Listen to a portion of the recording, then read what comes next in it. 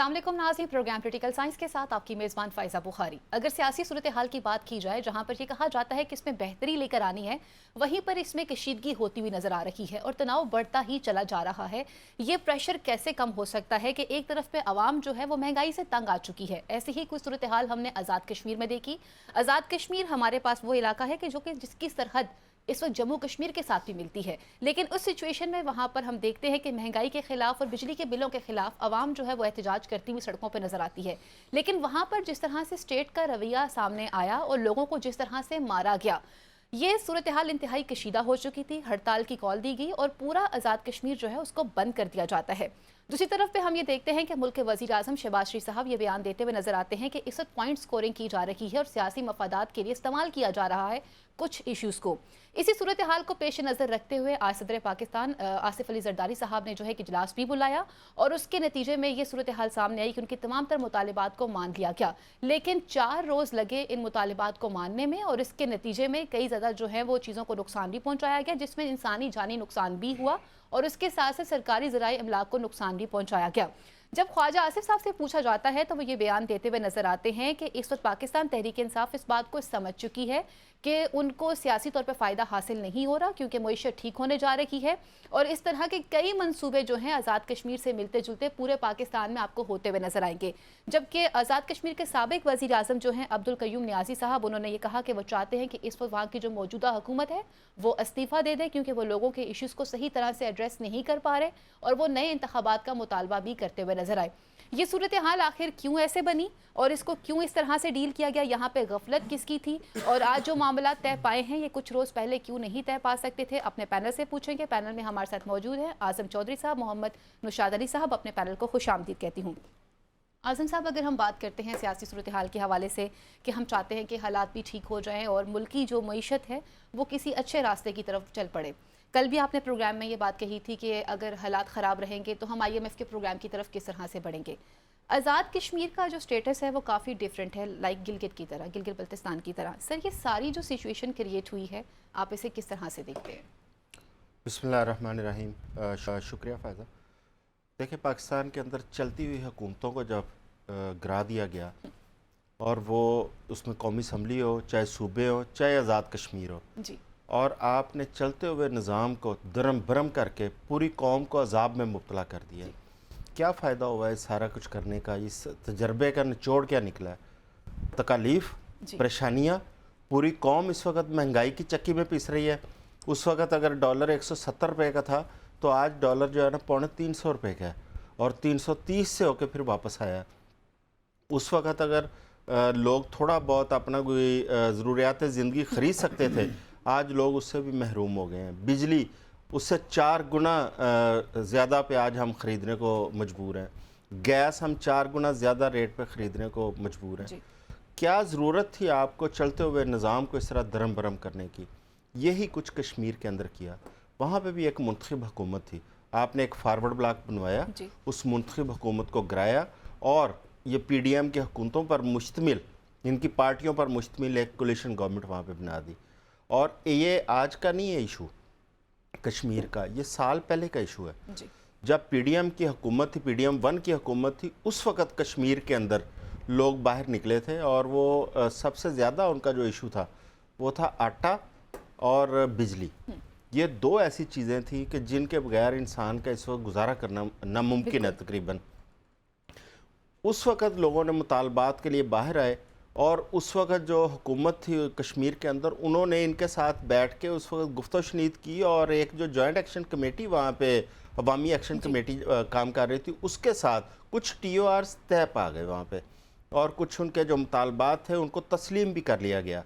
अब देखिए उनके मुतालबात क्या थे कि सबसे पहले वो कहते हैं कि हमें सस्ता आटा दें। दूसरा मुतालबा ये था, अच्छा सस्ता आटा गिलगित बल्तिस्तान के बराबर का जो वहाँ पे हुकूमत दे रही है सब्सिडी, वो कहते हैं कि हमें उसके बराबर दे दी जाए। दूसरा उनका था कि बिजली के बिलों में कमी। अच्छा, बिजली के बिलों के ऊपर उनका एक मुतालबा ऐसा है जो वफाक के बगैर शायद कश्मीर हुकूमत के लिए नामुमकिनात में से है, क्योंकि उनका ये कहना है कि मंगला डैम क्योंकि कश्मीर में वाक़ है और उसमें जो लागत आ रही है बिजली की, उस लागत की मुताबिकत से हमारे जो बिजली के बिल है वो तय किए जाए। اس کے ساتھ ساتھ وہاں پہ کشمیر کے اندر جو بڑھتی ہوئی کرپشن ہے اس پہ ان لوگوں کا مطالبہ تھا اس کے لیے ایک احتساب بیورو بنایا جائے اور اس کو شفافیت کے ساتھ چلایا جائے. تیسرا جو وہاں پہ حکومتی وزراء اور جو بیوروکریسی کی مراعات ہیں اس کو ختم کیا جائے. اچھا اس قسم کے طلبہ یونین پر پابندی اس قسم کے مطالبات تھے جو تقریباً آلموسٹ تسلیم کرنے والے تھے اور اس حکومت نے تسلیم کیے تھے. لیکن ان میں ایک تو مطالبات ایسے تھے مثلا آٹا اور بجلی والا، کیونکہ اس میں وفاقی حکومت کے بغیر بجلی کا مسئلہ تو نہیں حل ہو سکتا تھا. آٹے کی سبسڈی میں بھی انہیں وفاق سے پیسوں کی ضرورت تھی. لیکن ہوتا کیا ہے، تسلیم کرنے کے باوجود 1 سال گزر گیا، ان پہ عمل درآمد نہیں کیا گیا. کسی کام کو جو ان کے مطالبے جو ان پیش کیے تھے کسی مطالبے کو اس کا حل نہیں کیا گیا، صرف کاغذوں کے اوپر سائن کر دیے گئے. اب 11 مئی کو ان لوگوں نے دوبارہ پروٹیسٹ کی کال دی وہاں پہ.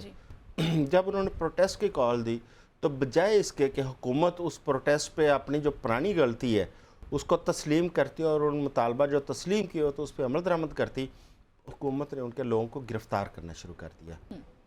جب ان کے گھروں سے ڈڈیال اور میرپور سے لوگوں کو گرفتار کیا گیا اس کے بعد کشمیر کے عوام بفر گئے اور وہ پھر سڑکوں پہ آئے ہیں. اب اس میں تمام طبقات شامل ہیں، اس میں وکلا بھی شامل ہے، اس میں اسٹوڈنٹس بھی شامل ہیں، تاجر بھی شامل ہیں، بالکل، اور بہت سارے طبقات. لیکن اس کا جو فائدہ اٹھاتا ہے وہ بھارت اٹھاتا ہے.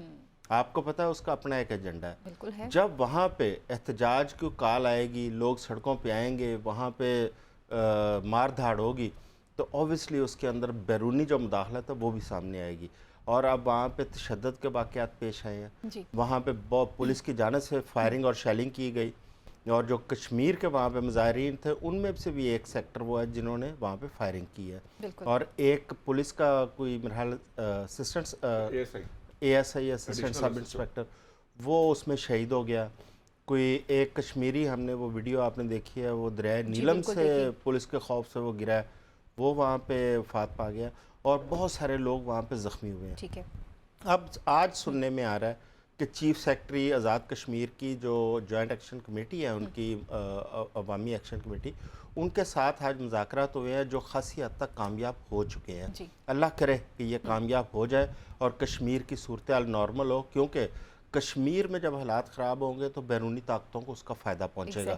کیونکہ ہم مقبوضہ کشمیر کو لینے کے لیے تغدو کر رہے ہیں. ہم آج تک اپنے اس ٹرانس پر کھڑے ہیں. انڈیا کے ساتھ ہماری لڑائی یہ ہے کہ مقبوضہ کشمیر کو لینا ہے، لیکن ہم اپنے کشمیر میں جو حالات خراب کر رہے ہیں اس کو کنٹرول کرنا سب سے زیادہ ضروری ہے. ٹھیک ہو گیا. نشاط صاحب، لیٹسٹ ڈیولپمنٹ جو رہی وہ یہی رہی کہ مطالبات بھی ان کے مانے جا چکے ہیں، اور اس کے بعد ہم نے یہ بھی دیکھا کہ ایک بڑا استعفیٰ بھی جو ہے وہاں سے سامنے نظر آتا ہے، جس میں chairman Azad Kashmir board of investment جو ہیں انہیں استعفیٰ دینا پڑ جاتا ہے کیونکہ ان کی کچھ غفلتیں ایسی تھیں جس کی وجہ سے صورتحال یہاں تک پہنچی. اعظم صاحب نے جس طرح سے بات کی کہ یہ ہمارے وہ ایریاز ہیں کہ جہاں پر تھوڑی سی بھی کوئی ایکٹیویٹی اگر ہوتی ہے تو اس کو کہیں اور سے واچ کیا جا رہا ہوتا ہے اور اس کا ریئیکشن بھی پھر آتا ہے اور پھر وہ پوری عالمی دنیا کے سامنے اس کو ہائی لائٹ بھی کیا جا رہا ہوتا ہے. یہ سچویشن جو کریٹ کی گئی یا جس طرح سے ہوئی ہے، اس کو ڈیل کرنے میں آپ کس کی غفلت سمجھتے ہیں؟ اور یہ جو سارا کچھ ہوا ہے، جتنا بھی میس کریٹ ہوا ہے، کیا اس کو روکا جا سکتا تھا ٹائملی؟ بسم اللہ الرحمن الرحیم. پہلے میں چوئی صاحب کے انٹرو کی کچھ چیزیں جو ہیں جن سے میں اختلاف کرتا ہوں وہ ٹھیک کر دوں اپنی نظر میں، میری نظر میں. جی چوئی صاحب کو برا نہ لگے کہ میں ان کی کریکشن کروں، میں اپنی نظر میں. نہیں، آپ کی اپنی رائے ہے، میری اپنی رائے ہے. پہلی بات تو یہ ہے کہ اس ملک کے اندر ملکی تاریخ میں پہلی بار تحریک عدم اعتماد آئینی طریقے سے کامیاب ہوئی. ایک حکومت جو ہے وہ گھر گئی. اس کے بعد 2 صوبائی حکومتیں انہوں نے خود توڑی. یہ بات ذہن میں رکھنی چاہیے کہ یہ کسی نے نہیں توڑی، کسی نے کہا بھی نہیں، بلکہ شاید اس وقت خیال یہ تھا بشمول پاکستان تحریک انصاف کے اپنے تمام قائدین کا، زیادہ تر قائدین کا، ماں سوائے چند ہاکس کے، کہ یہ صوبائی اسمبلیاں رہنی چاہیے، انکلوڈنگ پرویز الہی صاحب بھی اور جو وزیر اعلیٰ کے پی کے تھے اس وقت. ایک بات فیکچولی. دوسری بات یہ ہے کہ $170 کا جو ہے وہ 330 تک گیا. شکر ادا کیا کریں کہ وہ 500 سے زیادہ کراس نہیں کر گیا اور آپ ڈیفالٹ نہیں ہوئے. یہ دوسری بات ہے، اس کے شواہد دینے کی ضرورت نہیں ہے، یہ موجود ہے. اس کا فیکٹ جو ہے وہ موجود ہے. جب آپ نے IMF پروگرام کے معاہدے سے اپنی روگردانی کی قیمتیں بڑھائیں، قیمتیں سٹاپ کر لیں آئل کی، جو آپ نے کمٹ کی ہوئی تھیں، آپ نے پروگرام لیا تھا، آپ نے اسے روگردانی، جس کی وجہ سے بہت مشکلات سامنے آئیں اور وہ پروگرام بحال نہیں ہو سکا. ایک نیا پروگرام ہمیں ملا جو ہم نے ابھی کمپلیٹ کیا جس کی تیسری قسط آ چکی ہے اور اب نئے پروگرام کی بات کی جا رہی ہے IMF کی. یہ اس پرسپیکٹو کے فیکٹس ہیں. اور دوسرا ایک بڑا میجر فیکٹ یہ ہے کہ یہ جس کشمیر کی جب ہم بات کرتے ہیں تو یہ پاکستان تحریک انصاف کے اسپیکر تھے جی جنہوں نے اپنی جماعت کے خلاف جو بھی انہوں نے گروپ بنایا اور گروپ بنانے کے بعد انہوں نے اپنے چودھری انوار الحق صاحب نے جو ہے نا وہ پرائم منسٹر بن گئے. اب معاملہ کیا ہے؟ اب آ جاتے ہیں آج کے حالات کی طرف. جی مذاکرات وہاں کامیاب ہو چکے ہیں, ان کے مطالبات مان لیے گئے ہیں. مطالبات میں جو چیز مانی گئی ہے وہ یہ ہے کہ پیداواری لاگت جو بجلی کی ہے اس کے مطابق ان سے پیسے وصول کیے جائیں گے, ایک بات. دوسری بات یہ کہ آٹے کے لیے سبسڈی دی جائے گی. اور تیسرا جو ہے کہ وزراء اور دیگر جو بڑے افسر ہیں یہ وہ ان کی مراد کم کی جائیں گی, جس کے اوپر آرگیومنٹ ہو رہا ہے, وہ ابھی فردر ڈیٹیل ہے. لیکن تھوڑی کنٹروورشل سی بات ہے. جی جی بات یہ ہے کہ آزاد کشمیر میں بجلی چوری ہوتی ہے تقریباً 40%. ٹھیک ہے. وفاق کو 50 سے 90 ارب تک جو ہے نا سالانہ وہاں پہ دینے پڑتے ہیں آزاد کشمیر کو. اب بات یہ ہوئی تھی کہ چونکہ منگلہ کا جو معاملہ ہے, منگلہ کی جب تعمیر ہوئی تو اس کے وقت آزاد کشمیر سے یہ بات کہی گئی کہ آپ کو سستی بجلی فراہم کی جائے گی. یہ ایک غیر رسمی معاہدے کے تحت, یہ 2004 کا ایک غیر رسمی معاہدہ ہے. اچھا, اس کے ساتھ ساتھ یہ ضروری ہے کہ یہ یاد رکھا جائے کہ جو 3 طرح کی وہ واٹر بوز چارجز ہوتے ہیں وہ حکومت پاکستان ان کو ادا کرتی ہے, رائلٹی ہے وہ ان کو ادا کرتی ہے. بجلی کے ٹیرف ہیں وہ رعایتی قیمت پر دیتی ہے, ₹2.59 یا ₹2.69 اس کے قریب کہیں ان کا یونٹ ہے. اب یہ بات یاد رکھیں کہ پورے پاکستان کے اندر جو 100 یونٹ یعنی جو لائف لائن والے صارف ہیں ان کی جو بجلی کی قیمت ہے وہ بھی تقریباً ₹4 سے ₹7 کے درمیان پڑتی ہے. یعنی جو ₹4 منیمم ترین ٹیرف ہوگا اس سے بھی سستی بجلی آزاد کشمیر کو دی جاتی ہے. اب انہوں نے کوشش کی تھی کہ ₹4 سم تھنگ, میرا خیال ₹4.71 انہوں نے کہا تھا کہ آپ کر دیجئے کیونکہ بہت زیادہ سبسڈائز کرنا پڑ رہا ہے. اور یاد رکھیں اس سارے سیناریو کے ساتھ یہ بات یاد رکھنی چاہیے کہ IMF پاور سیکٹر کے گردشی قرضے کو ختم کرنے کے لیے آپ سے بجلی کے ٹیرف کے اوپر سبسڈیز ختم کروا رہا ہے. ہمارے ہاں جو یونٹ ہمیں ₹40 منیمم اور ₹100 تک بھی جاتا ہے وہ ہم برداشت کر رہے ہیں. وہاں پہ انجوائے کر رہی ہے آزاد کشمیر کی جو عوام ہے ₹2 کتنے میں نے 69 یا 59 جو بھی ہوں گے یعنی ₹2.75 کے قریب جو ہے وہ اس کو انجوائے کر رہا ہے. اور اس میں بھی دلچسپ بات یہ ایک سائڈ کی ہے جس کی وفاق سبسڈی بجلی کی مد میں دیتا ہے. اچھا, دلچسپ امر یہ ہے کہ آپ 6 ارب ماہانہ کی بجلی ان کو دیتے ہیں, اس میں سے وہ آپ کو ₹1.5 ارب واپس کرتے ہیں. یعنی بجلی کی بلوں کی مد میں بھی جو ہے آپ کو جو واپسی آتی ہے وہ یہ ہے. اور اس کا نقصان یہ ہے کہ آپ کو جو آپ کے لائن جو آپ کے گردشی قرضہ ہے وہ بڑھتا چلا جا رہا ہے. ٹھیک ہے, یہ بھی کوئی ₹90 ارب کا فرق پڑتا ہے. سب سے زیادہ بجلی چوری کے جو 3, 4, 5 علاقے پاکستان میں ہیں جن میں جو میجر ایریاز ہیں وہ میں نے یہاں لکھے تھے, پشاور, حیدرآباد, سکھر, کوئٹہ اور آزاد کشمیر. سب سے زیادہ 40% اگر آپ بجلی چوری یا بجلی کے بل نہ ادا کیے جائیں یا لائن لاسز ہوں تو آپ کا یہ نقصان ہو تو پھر پتہ نہیں کیا معاملہ. اب آپ لوگوں کے لیے تھوڑا سا الارمنگ ہے کیونکہ حکومت نے, وزیر اعظم نے یا کسی پاور کے سیکٹری نے یا کسی نے نکال کے اپنی جیب سے اپنے بینک اکاؤنٹ سے نکال کے پیسے نہیں دینے, نزلہ ہم پہ ہی گرنا ہے. جی, تو یہ اصل معاملہ ہے. اب وہاں پہ مذاکرات کامیاب ہو گئے ہیں, which means that کہ اب جو بجلی کے بل آئیں گے اس میں نئے ٹیکس لگے ہوئے ہوں گے ہمارے لیے. میں خوش ہوں اس بات پہ کہ وہ ہو گئے ہیں کیونکہ وہاں پہ یہ جس طرح کے پروٹیسٹ ہو رہے تھے ویسے تو مجھے لگتا ہے کہ میری رائے ہے کیونکہ جو جنوری میں ہونے والا اجلاس تھا اس میں آزاد کشمیر کے جو اس وقت کے وزیر اعظم ہیں انہوں نے انکار کر دیا تھا یہ ٹیرف ماننے سے. تو جس قسم کا احتجاج وہاں ہوا ہے, سکہ بند احتجاج جسے کہیں کہ جتنی کامیاب احتجاج ہوا ہے اس سے یہ ظاہر ہوتا ہے کہ وہاں کی انتظامیہ, ان کی حکومت جو ہے وہ ان کے ساتھ ملی ہوئی تھی عوامی ایکشن کمیٹی کے ساتھ, اور انہوں نے پاکستان کی فیڈرل گورنمنٹ سے جو مراد یا معاملات کرنے تھے وہ کر لیے. لیکن یہ سارا جو ملبہ ہے یہ آخر میرے اور آپ پہ پڑنا ہے. ہم پہلے ہی جس حالات کو ہیں, اعظم چودھری صاحب نے آپ کو بتایا ہے کہ یہاں پر پہلے ہی حالات جو ہیں اتنے خراب ہیں, تو یہ الٹیمیٹلی اس کی قیمت جو ہے وہ باقی پاکستان کو ادا کرنی پڑے گی. اعظم صاحب, آپ نے اس پوائنٹ ہمارے پروگرام میں ایک پوائنٹ اپنا دیا تھا جس میں آپ نے کہا تھا کہ ابھی تو صرف اور صرف ایک طرف پہ احتجاج ہو رہا ہے, اس طرح کی کئی تحریکیں جو ہیں وہ سامنے آئیں گی. اگر آج وہاں پہ مطالبات مان کر، جیسے ہم نے دیکھا کہ بجلی کی آلریڈی قیمتوں میں اضافے کی بات سامنے آ رہی ہے، کیونکہ IMF سے ہمارے مذاکرات سٹارٹ ہو چکے ہیں، اس کا پہلا پیریڈ سٹارٹ ہو چکا ہے، تو اس میں جب یہ برڈن عوام کی طرف آئے گا، اسے کس طرح سے ٹیکل کیا جائے گا؟ اور دوسرا، خواجہ آصف صاحب یہ کہہ رہے ہیں کہ جی کیونکہ PTI کو نظر آ رہا ہے ہم 6 مہینے میں 1 سال میں معیشت ٹھیک کرنے جا رہے ہیں، اب ان کی سیاست ختم ہو رہی ہے تو وہ اس طرح کے پروپیگنڈاز پورے پاکستان میں کروائیں گے۔ معیشت ٹھیک ہونے جا رہی ہے، پہلے تو میں صرف 1 منٹ لوں گا۔ جی پلیز سر۔ میں ان حقائق کے اوپر بات کرتا ہوں جو ہم نے فیس کیے تھے۔ جی بالکل۔ تو نشاط صاحب کی رائے میں جو انہوں نے کہا وہ قیاس کیا تھا کہ پاکستان ڈیفالٹ ہونے جا رہا تھا، یہ قیاس تھا، جی ٹھیک ہے۔ اگر ڈیفالٹ ہونے جا رہا تھا ایک جماعت کی وجہ سے، تو اس وقت 6% پہ آپ کی GDP جا رہی تھی، گروتھ ریٹ جا رہا تھا، ڈالر آپ کا 170 پہ کھڑا تھا، آپ کے ایکسپورٹس 32 بلین پہ جا رہی تھی، تو آپ نے کیوس کر لیا کہ نہیں جی ڈیفالٹ ہونا تو لہٰذا ہم حکومت پہ قبضہ کر لیں۔ چلیں اجازت دیں کہ 1 منٹ اچھا، یہی بتا دوں پھر آپ کر لیجئے گا۔ وہ شبر زیدی صاحب پاکستان تحریک انصاف گورنمنٹ کے اچھا جی، گورنمنٹ کے مفتاح اسماعیل صاحب بھی آپ کے حکومت کا وزیر میری حکومت خزانہ رہے ہیں، میری حکومت آئی تو اور اس کے بعد شاہد کا کان عباسی صاحب بھی رہے ہیں۔ اچھا میں پوائنٹ کی طرف آتا ہوں۔ آپ ڈیفالٹ کی بات جو ہے وہ میں نے نہیں کی، میں آپ کی طرف بات نہیں کروں، آپ بھی کیجئے گا۔ میں شبر زیدی صاحب نے کی تھی، اس کے مطابق بات کر جی آپ وہی قیاس پہ میں تو حقائق کی بات کر رہا ہوں۔ اچھا میں اگلی اس پہ آتا ہوں کویسچن پہ۔ دیکھیں یہ واقعی آغاز ہے جی، کیونکہ مسائل اتنے زیادہ ہیں۔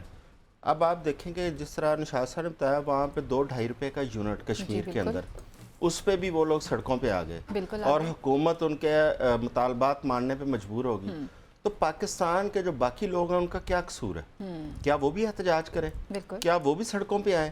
کیا وہ بھی لا اینڈ آرڈر کی سچویشن کریٹ کریں؟ پھر حکومت کو نظر آئے گا کہ عوام تکلیف میں ہے۔ حکومتوں کی ذمہ داری یہ ہے کہ عوام کو جو تکالیف اس وقت فیس کرنی پڑ رہی ہیں، حکومتیں اس کے اوپر ترجیحی بنیادوں پہ کام کریں۔ اب بجلی اگر ہم 100 روپے کا یونٹ خرید رہے ہیں، کیا ان حکومتوں کو نظر نہیں آ رہا؟ وہ 100 روپے کا یونٹ انہی لوگوں کی وجہ سے ہم لوگ ادا کرنے پہ مجبور ہیں۔ یہ IPPs کے ساتھ جو آپ لوگوں نے معاہدے کیے، کیوں نہیں ان کو ریویو میں جاتے؟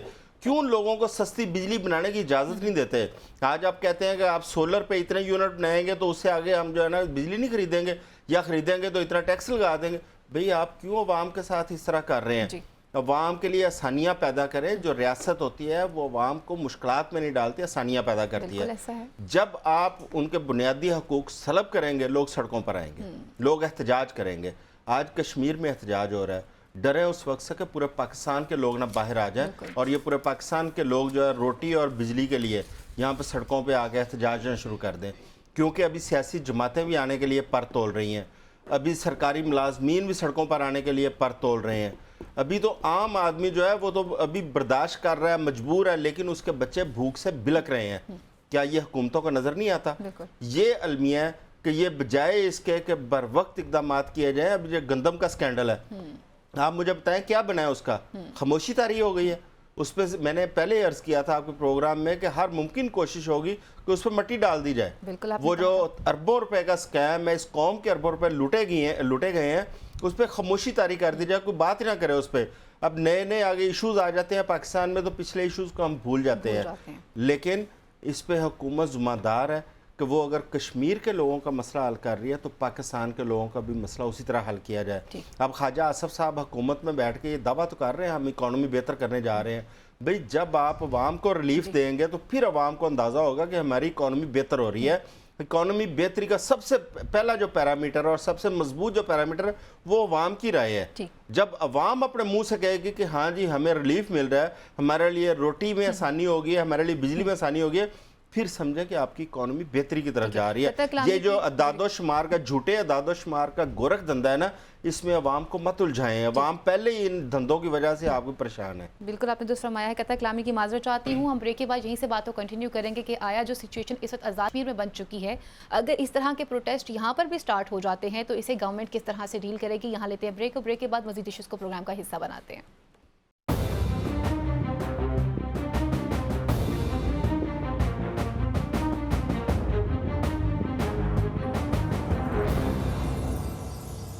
वेलकम बैक नाज़रीन। अब कुछ बात करते हैं सियासी सूरत हाल के हवाले से। जो इस वक्त मौजूदा सियासी सूरत हाल है इसको किस तरह से ठीक किया जा सकता है, क्योंकि हमने कल प्रोग्राम में बात की थी कि गवर्नर खैबर पख्तूनख्वा और वज़ीर आला खैबर पख्तूनख्वा जो हैं उनकी लड़ाई ख़त्म होने का नाम ही नहीं ले रही। फैसल करीम कुंडी साहब ने ये कहा कि अली अमीन गंडापुर जो हैं वो इस वक्त सियासी यतीम बच्चे हैं, मैं उन्हें सियासी शहीद बनने नहीं दूंगा। हमारी जमहूरी जमात है, गवर्नर राज जो है हम नहीं लगा सकते। लेकिन अगर इसी तरह इन्होंने अपने तमाम तर बातों को कंटिन्यू रखा तो ये भी हो सकता है कि कोई जाला जो है वो वज़ीर आला बन सकता है। जबकि दूसरी तरफ पे मुल्क के साबिक़ सदर आरिफ अलवी ये कह रहे हैं कि इस वक्त तमाम इदारे जो हैं वो एक बंद गली में जा चुके हैं और फॉर्म 47 वाली हुकूमत चल रही है। बिलावल भुट्टो जरदारी साहब ये कहते हैं कि अगर तमाम तर सियासी पार्टियों को मिलना पड़े मसाइल को हल करने के लिए तो इस मफाहमियत के तौर के ऊपर हाथ मिलाने में कोई मज़ायका नहीं है और इस तरह से मुल्की हालात ठीक हो सकते हैं। नुशाद साहब, पोलिटिकल सिचुएशन की तरफ आते हैं, लेकिन जैसे हम ब्रेक पर जाने से पहले बात कर रहे थे कि इस वक्त जो करंट सिचुएशन आज़ाद कश्मीर में हमने देखी, ख्वाजा आसिफ साहब का बयान, फिर उसके बाद साबिक वज़ीर आज़म आज़ाद जम्मू कश्मीर का जो बयान है वो चाहते हैं कि दोबारा से इलेक्शन हो और जो मौजूद वज़ीर आज़म हैं वो इस्तीफ़ा देकर चले जाएं क्योंकि वो सिचुएशन को डील नहीं कर सके। आप इसे किस तरह से कंक्लूड करते हैं? देखिए, वो जो साबिक वज़ीर आज़म क्या चाहते हैं क्या नहीं चाहते, ये तो एक पॉलिटिकल स्टेटमेंट है, उसके ऊपर ज़्यादा गुफ्तगू की हमें कोई फ़ायदा है ना कोई ज़रूरत है। बात यह है कि जो चॉइस साहब ने बात की है ना, दो इंडिकेटर्स चॉइस साहब ने दिए हैं। एक तो ये है कि अगर रोटी सस्ती हो तो जो है आपकी मईशत का पता चलेगा, और दूसरा ये है कि बिजली के बिल सस्ते हों, लोगों को ज़रा रिलीफ मिले। मेरी नज़र में इंडिकेटर इससे ज़्यादा हैं, लेकिन कम से कम रोटी की हद तक तो चलो रोटी सस्ती होना शुरू हुई। पंजाब ने उसमें पहल की, इन्होंने कुछ धींगा मुश्ती की, कुछ जो है वो फिर आटा सस्ता हुआ 50-60 रुपए किलो, तो उससे ये हुआ कि अब 15 रुपए की रोटी जो है वो मिलना शुरू हुई है। उसके बाद कराची वालों ने भी शोर मचाना शुरू किया है, इस्लामाबाद में भी ये इशू बना, लेकिन थोड़ा सा उसके अंदर थोड़ा सा रिलीफ मिल गया। लेकिन ये रिलीफ शायद उस तरह का नहीं है जिस तरह का आवाम को इस वक्त चाहिए।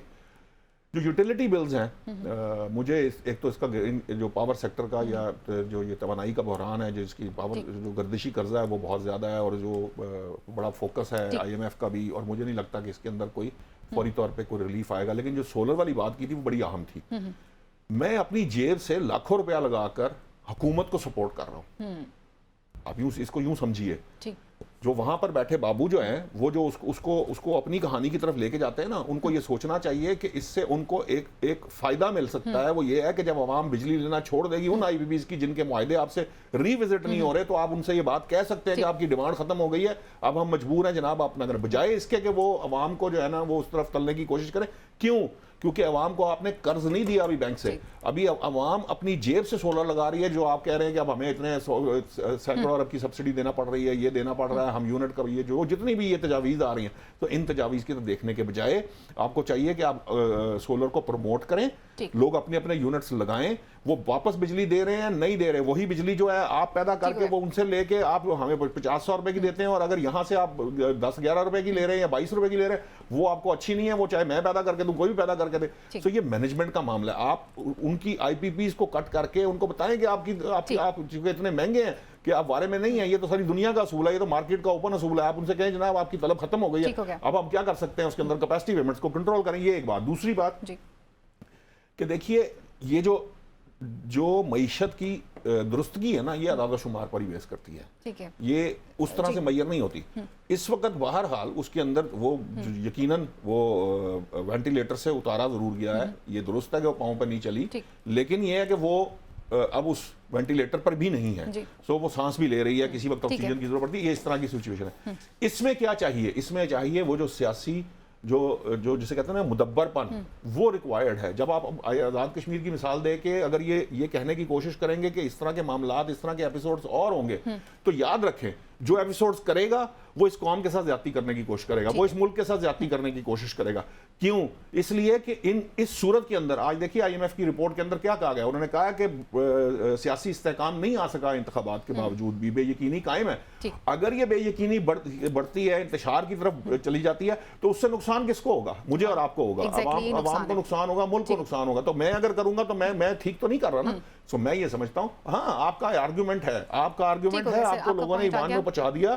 اب آپ ایوان کے اندر بیٹھ جائیں, وہاں ایک دوسرے کے گریبان پکڑیں, وہاں پہ چیزیں طے کریں, وہیں پر بیٹھ کر مسائل حل کریں.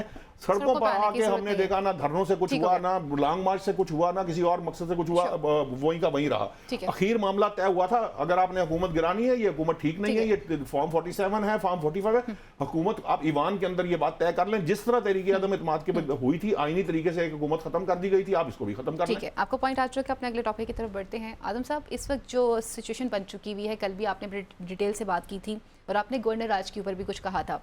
آج بھی دیکھا جائے تو گورنر راج کی اگین بات کی جا رہی ہے اور کنڈی صاحب یہ کہہ رہے ہیں کہ جی سیاسی شہید, سیاسی یتیم, اس طرح کے جو الفاظ استعمال کیے جا رہے ہیں. اور پھر انہوں نے آج انڈیکیٹ بھی کر دیا ہے کہ کہیں ہو سکتا ہے کہ کوئی جالا جو ہے اس کو وزیر اعلیٰ بنا دیا جائے. تو آپ اس اسٹیٹمنٹ کو کس طرح سے دیکھتے ہیں؟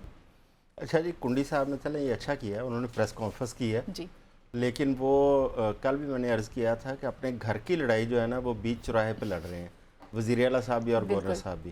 بھئی آپ اپنی ڈی آئی خان کی لڑائی وہاں پہ رکھیں, اب آپ گورنر ہیں, وہ وزیر اعلیٰ ہیں. یہاں پہ صوبے کی لڑائی اگر کوئی ہے تو وہ بات کریں, آپ اپنی گھر کی لڑائیاں یہاں پہ نہ لے کے آئیں. آج آپ اپنے آپ کو جمہوری کہہ رہے ہیں. بھئی ہم تسلیم کرتے ہیں کہ پیپلز پارٹی ایک جمہوری روایات کی حامی پارٹی ہے, لیکن پیپلز پارٹی کے اندر رہ کے آپ جس طرح کی لڑائی شروع کی تھی آپ نے, تو وہ نہ آپ کے فائدے میں تھی نہ صوبے کے فائدے میں تھی. لیکن آپ کہہ رہے ہیں جی کہ ہم وہاں پہ جیلا لگا لیں گے, یہ خام خیالی ہیں. نہ سندھ کے اندر پی ٹی آئی حکومت بنا سکتی ہے, نہ پیپلز پارٹی کے پی کے اندر حکومت بنا سکتی ہے. یہ سب خام خیالی ہیں. تو ایسی بڑھ کے مارنے کا کیا فائدہ ہے؟ کیا اس عوام کو, صوبے کو فائدہ پہنچے گا؟ بھئی آپ کو سیاسی استحکام کی طرف جانے کے لیے آپ کو عملاً قدم بڑھانا پڑے گا. زبانی جمع خرچ سے آپ کا کام نہیں چلے گا. پچھلے 1 مہینے سے ہم سن رہے ہیں, ہم مذاکرات کر رہے ہیں, ہم نہیں کر رہے, ہم پولیٹیکل پارٹیاں کر رہے ہیں, ہم اسٹیبلشمنٹ سے بھئی ہم تو یہی حکومت کی طرف سے بھی اور پی ٹی آئی کی جانب سے یہی کچھ سن رہے ہیں. عملاً آپ لوگوں نے کیا کیا؟ کیا میاں نواز شریف صاحب نے کوئی قدم آگے بڑھایا؟ کیا آصف علی زرداری صاحب نے قدم آگے بڑھایا؟ کیا عمران خان صاحب نے قدم آگے بڑھایا؟ جب تک یہ تینوں لیڈر کوئی سیریس تھاٹ کے اوپر کوئی قدم آگے نہیں بڑھائیں گے, کسی طرح سیاسی استحکام نہیں آئے گا. وہ ٹھیک کہتے ہیں فواد چوہی صاحب کہ شہباز شریف صاحب جو ہے نا وہ نہیں کر سکتے, میاں نواز شریف کر سکتے ہیں. اب شہباز شریف صاحب جو ہے ان کے پاس وہ صدارت بھی نہیں رہی مسلم لیگ نون کی, تو وہ ایک کولیشن گورنمنٹ کے پرائم منسٹر ہیں. لیکن شہباز شریف صاحب جو کر سکتے ہیں وہ کام کریں. شہباز شریف صاحب کوئی ایسا ایک اہتمام کریں کہ تمام پارٹیوں کو دعوت دیں, کسی جگہ پہ حکومتی سطح پہ دعوت دے دیں, کہیں بھی بیٹھیں, حکومت کو یہ مسائل درپیش آئیں, مل کے ہم حل کرتے ہیں. لیکن عملاً ابھی تک کوئی ایسا کام نہیں کیا گیا, صرف زبانی کلامی کیا جا رہا ہے. اس زبانی کلامی کا کیا فائدہ؟ اس سے کیا ہوگا کہ 2-4 دن بعد پھر کوئی بیانات ادھر سے آ جائیں گے, کچھ ادھر سے آ جائیں گے, عوام کو لالی پاپ دینے کے مترادف ہے. اب آئی ایم ایف آپ کو یہ قرضہ دینے جا رہا ہے اور آئی ایم ایف ساتھ آپ کے یہ کنڈیشن لگا رہا ہے. ابھی انہوں نے بات کی, آپ دیکھیں گا عنقریب یہ کنڈیشن کی صورت اختیار کرے گی کہ آپ سیاسی استحکام لے کے آئیں. اب سیاسی استحکام آئی ایم ایف کے لوگوں نے تو آگے عام کرنا نہیں ہے, وہ تو آپ لوگوں کی ذمہ داری ہے. ٹھیک کہہ رہے ہیں نشاط صاحب, پارلیمنٹ میں تو سارے بیٹھے ہیں اور ساری پارٹیاں اس وقت حکومت میں بھی ہیں, اپوزیشن میں بھی ہیں. آپ بیٹھیں, اکٹھے بیٹھیں اور ان معاملات کے اوپر بات کریں. ہاں, فارم 45-47 کا ایشو ہے. آپ اگر سمجھتے ہیں کہ آپ کو جو اسٹیٹ لیول پہ وہ نہیں ریلیف مل رہا, آپ پارلیمنٹ کے اندر بیٹھ کے ایک دفعہ کوشش تو کریں. اگر اس کے اوپر نہیں کوئی بات بنتی تو آپ کے پاس آگے ایک آپ کا جمہوری راستہ ہے احتجاج کا, وہ آپ بعد میں آئیں. لیکن سب سے پہلے تو آپ کو ایک فورم پہ بیٹھ کے یہ بات کرنی پڑے گی. اور لیکن اس میں سب سے زیادہ جو ذمہ داری آئی تو وہ حکومتوں کی آتی ہے.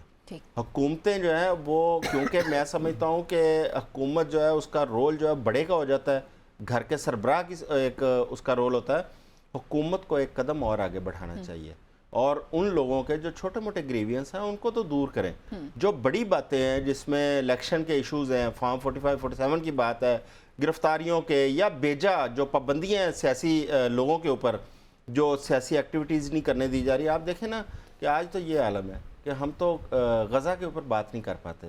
جب غزہ کے اوپر اسلام آباد میں ایک چھوٹا سا پروٹیسٹ اسلامی جمعیت نے کیا تو وہاں پہ گرفتاریاں شروع ہو گئی, وہاں پہ پولیس نے ان کو روک دیا. بھئی آپ لوگوں کو بولنے تو دیں, لوگوں کو جائز بات کرنے کا حق تو فراہم کریں. آپ نہ کسانوں کو بولنے دے رہے ہیں, نہ وکلا کو بولنے دے رہے ہیں, نہ کسی کو غزہ کے حق میں بولنے دے رہے ہیں. یہ کون سی جمہوری حکومت ہے, کون سی جمہوریت ہے؟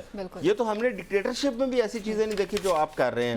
بھئی اپنے رویے تبدیل کریں, تھوڑا سا نرمی لے کے آئیں اپنے رویوں میں. آپ آئین اور جمہوریت کی بات تو کرتے ہیں, کبھی آئین کے اوپر عمل درآمد بھی کر کے دکھائیں ہمیں, کبھی جمہوری روایات کو فروغ دے کے بھی دکھائیں ہمیں. اس کے بعد پتہ چلے گا کہ کون ساتھ بیٹھتا ہے, کون نہیں بیٹھتا. ایگزیکٹلی. اعظم صاحب نے جس طرح ڈیٹیل میں بتایا کہ بیانات سب دے رہے ہیں, تمام پارٹیز کے لوگ بیانات دیتے نظر آ رہے ہیں, ایون دو کہ جماعت اسلامی کے جو امیر ہیں حافظ نعیم الرحمان صاحب, وہ بھی کچھ اپنے تحفظات کا اظہار کرتے ہوئے نظر آتے ہیں. یہ ساری سچویشن میں کس نے آگے بڑھنا ہے, کس نے ٹیبل پہ سب کو اکٹھے کرنا ہے, یہ ڈائیلاگ کب آگے بڑھے گا نوشاد صاحب؟ اور یہ پولیٹیکل جو ہم دیکھتے ہیں کہ سچویشن اتنی خراب ہو چکی ہے, بگاڑ دن بدن بڑھتا چلا جا رہا ہے, کنڈی صاحب ہوں, علی امین گنڈا پور صاحب ہوں, یا اس طرح کے باقی دیگر رہنما ہوں, یہ کیسے سچویشن ٹھیک ہوگی؟ سوری, دیکھیے یہ بات درست ہے کہ یہ ایک قدم پہلے حکومت کو ہی بڑھانا, اس سے مبرہ نہیں کر سکتے آپ. اس کی وجہ یہ ہے, دیکھیے جب حکومتیں آ جاتی ہیں نا, ان پلیس آ جاتی ہیں, تو میں یہ کہتا ہوں کہ اپوزیشن کی ذمہ داری ہے, اس کو ذمہ دارانہ رویہ رکھنا چاہیے, لیکن اپوزیشن جو اپنی ذمہ داری بعد میں ادا کرے گی, حکومت نے پہلے ادا کرنی ہے. اب مسئلہ کیا ہے؟ مسئلہ یہ ہے کہ حکومت نے یہ ضرور کہا کہ مذاکرات ہونے چاہیے. عرفان صدیقی صاحب نے ایک اس کا ڈول ڈال دیا, چلو پاکستان تحریک انصاف سے اسٹیبلشمنٹ کی بات کر دی گئی, 3 رکنی کمیٹی کی بات کر دی گئی, اس طرح سے بات آگے نہیں بڑھی اس طرح بڑھی, لیکن اس سے حکومت کی ذمہ داری ختم نہیں ہوئی. حکومت کو پھر کوشش کرنی ہے, پھر نہیں ہوگی پھر کوشش کرنی ہے, پھر نہیں ہوگی پھر کوشش کرنی ہے, اس وقت تک کوشش کرنی ہے جب تک معاملات حل نہ ہو جائیں. اور آپ کو ایک بڑی بات بتاؤں, حکومت جو ہے یہ حکومت ہی طے کرے گی کہ کیا اپوزیشن نے سڑکوں پر رہنا ہے یا ایوان میں آنا ہے. یہ حکومت نے طے کرنا ہے. ہاں, یہ وہ پولیٹیکل ایکومن ہے یا یہ وہ سیاسی ویژن ہے جس کی ضرورت ہوتی ہے.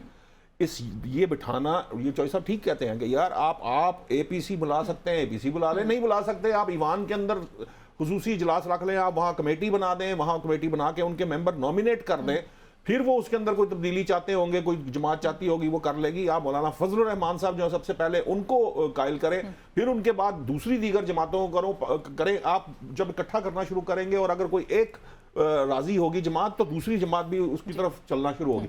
لیکن یہ سارا کچھ سڑکوں پہ نہیں ہونا چاہیے.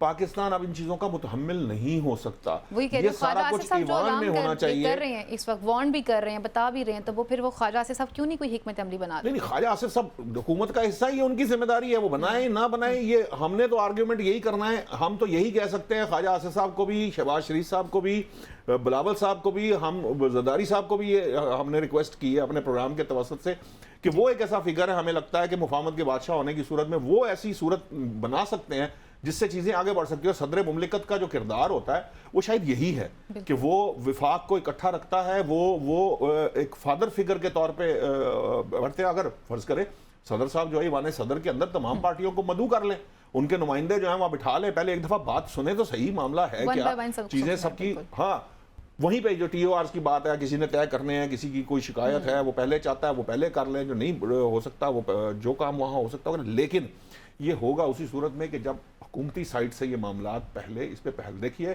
9 مئی کی رپورٹ آ چکی, تفصیلی رپورٹ کابینہ میں, بھائی اب نام بھی آ گئے, اب کوئی بات ڈھکی چھپی نہیں رہی. یہ کہہ دیا گیا کہ پاکستان تحریک انصاف نے پلانڈ منظم کام کیا, یہ کہہ دیا گیا کہ عمران خان صاحب بھی اس میں انوالو تھے, یہ کہہ دیا, انہوں نے نام بھی دے دیے. اب ان لوگوں کو ایک سائیڈ پہ کر کے خدا را باقی لوگوں سے جو نہیں تھے, جن پہ آپ کا آرگیومنٹ نہیں ہے, جو آپ کو پتا ہے کہ اس کام میں انوالو نہیں تھے, جو یہ اس طرح کی سوچ نہیں رکھتے, آپ ان کو تو دعوت دے کے بٹھا لیں اپنے ساتھ. بالکل ٹھیک کہہ رہے ہیں آپ, دعوت دیں گے پھر کوئی اگلی صورت نکلے گی. لیکن یہ سارا کچھ اس صورت میں ہوگا کہ جب آپ اپنے جو خول سے نکل کر آپ ایک قدم آگے بڑھائیں گے. چوہی صاحب ٹھیک کہتے ہیں, قدم بڑھانا پڑے گا, اور بڑھانا حکومت کو کیوں, سٹیک حکومت کا ہے. ٹھیک ہے, اس وقت جو خرابی آئے گی اس کا ملبہ حکومت پر گرنا ہے. ٹھیک ہے نا, حکومت کو سینسبلی کام کرنا ہے, حکومت کو وہ ویژن لانا ہے, حکومت کو وہ فراخ دلی دکھانی ہے جس سے وہ اپوزیشن کو کسی بھی صورت بائے حق اور کروک وہ رام کر کے پارلیمان میں لے کے جائے اور وہاں پر بیٹھ کر اپنے مسائل طے کریں. اور یہ خدا کا واسطہ ہے, سب سے زیادہ اہم بات جو ہے, میں پھر کہوں گا کہ ساری جماعتیں حکومتیں اقتدار میں آتی ہیں لیکن اپنے الیکشن پروسیس کو ٹھیک نہیں کرتی. خدارا سب سے پہلے آپ جب اکٹھے ہوں تو الیکشن پروسیس کے اوپر اتفاق کر کے اس کو ٹھیک کر لیں تاکہ آئندہ یہ معاملات آپ کے سامنے کھڑے نہ ہوں. لیٹس سی دیکھتے ہیں جی, مفاہمت کی بات بھی کی جائے اور سیاسی استحکام کی بات بھی کی جا رہی ہے, تو گورنمنٹ اپنی جو ہے وہ کیا پالیسی بناتی ہے اور یہ کس طرح سے سٹیپ بائی سٹیپ چلتے ہیں. یہاں لیتے ہیں بریک, اور بریک کے بعد مزید ایشوز کو پروگرام کا حصہ بناتے ہیں.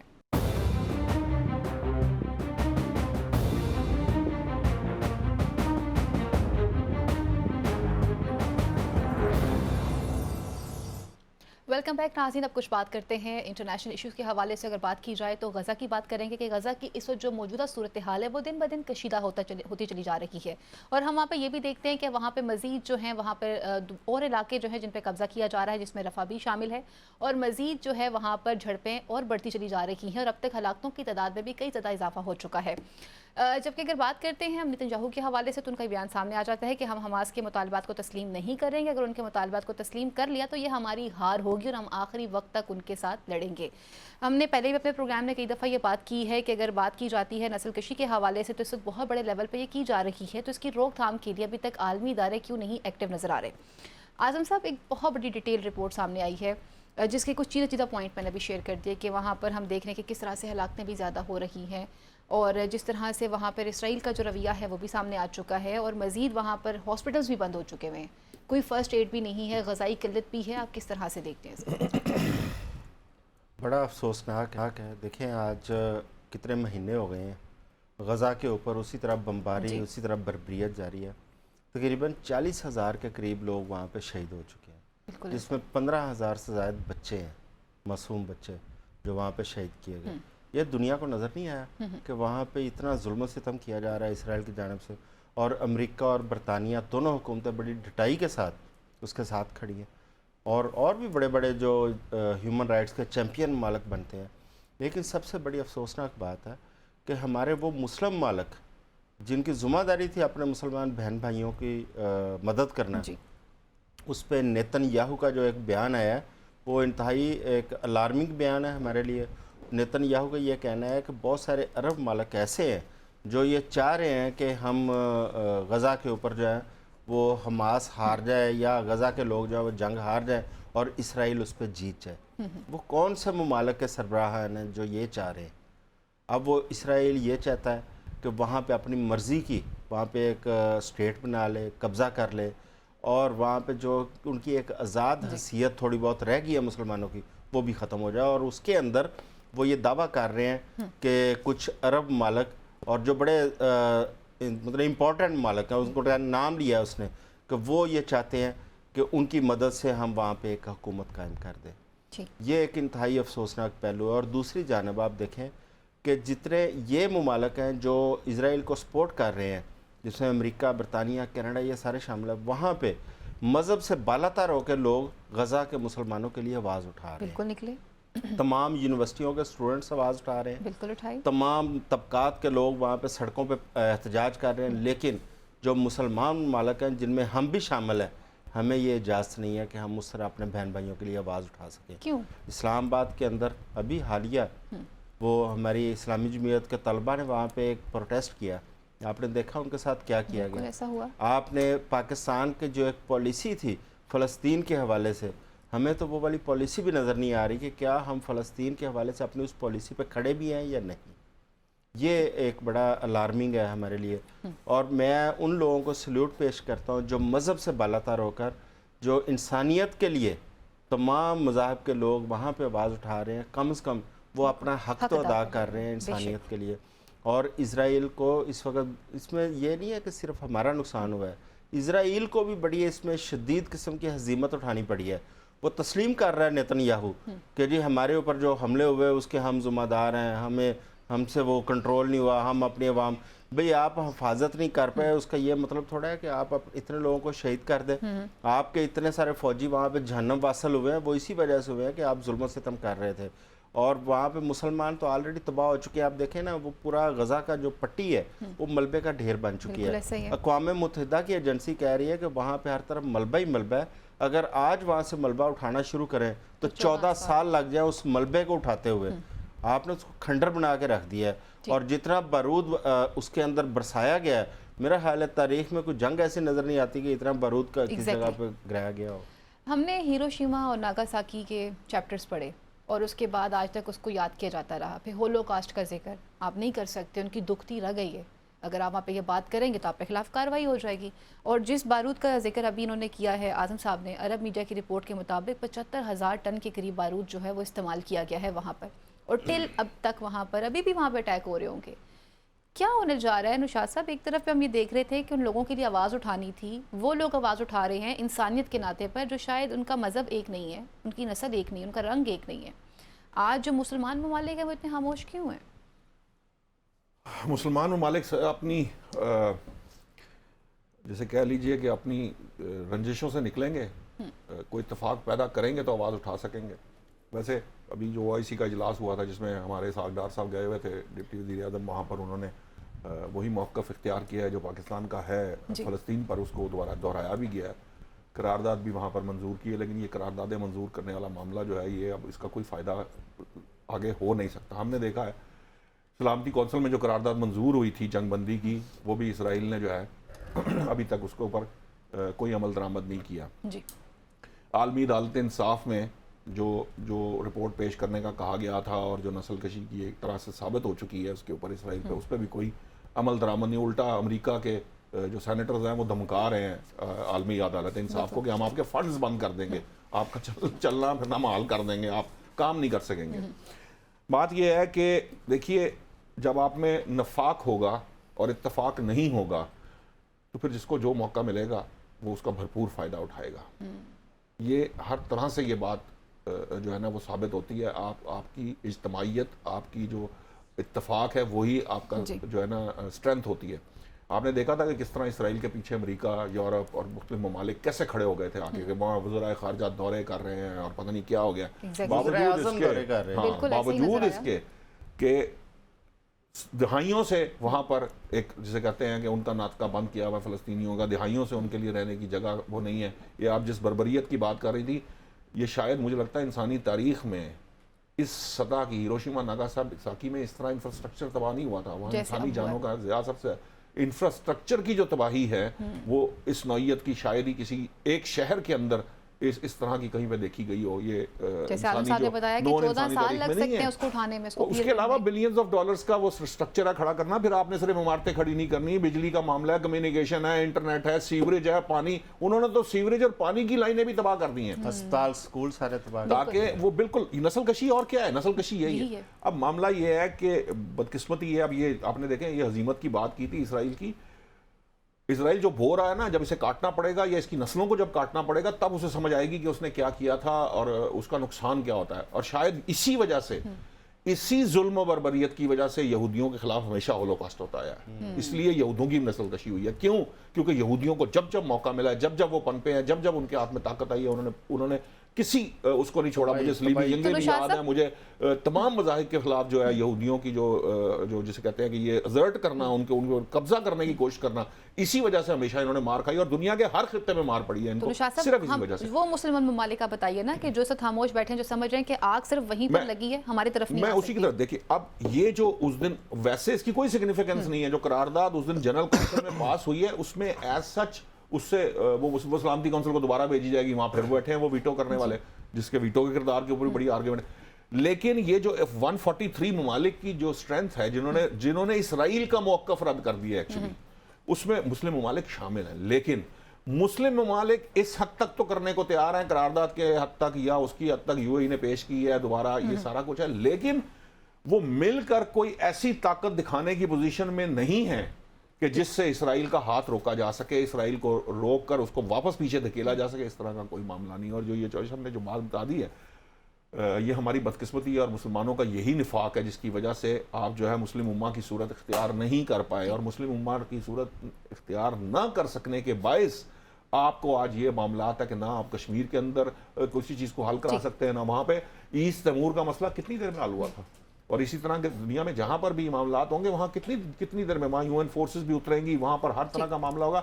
لیکن مسلمانوں کا معاملہ آپ دیکھیں آلموسٹ صدیاں پوری ہونے کو آ گئی ہیں, مطلب تقریباً صدی پون صدی کا معاملہ ہے، کوئی 2 4 5 10 سال کا تو اب قصہ نہیں ہے، یہ نا نصف صدی سے بھی اوپر کے معاملہ، لیکن وہ آپ کر رہے ہیں، آپ کے ہاتھ میں کچھ ہے ہی نہیں۔ بہت شکریہ جی، میرے پینل کا پروگرام کا وقت یہیں پر ختم ہوتا ہے۔ پاکستان سمیت پوری دنیا میں آج ماؤں کا عالمی دن منایا گیا ہے، تو یہ اس بات کو لازمی خیال میں رکھیے گا کہ غزہ کی بہت سی مائیں اپنے بچوں سے محروم ہیں اور بہت سے بچے اپنی ماؤں سے محروم ہیں۔ اگلے پروگرام تک کے لیے اپنی میزبان فائزہ بخاری کو اجازت دیجیے۔ اللہ نگہبان، پاکستان زندہ باد۔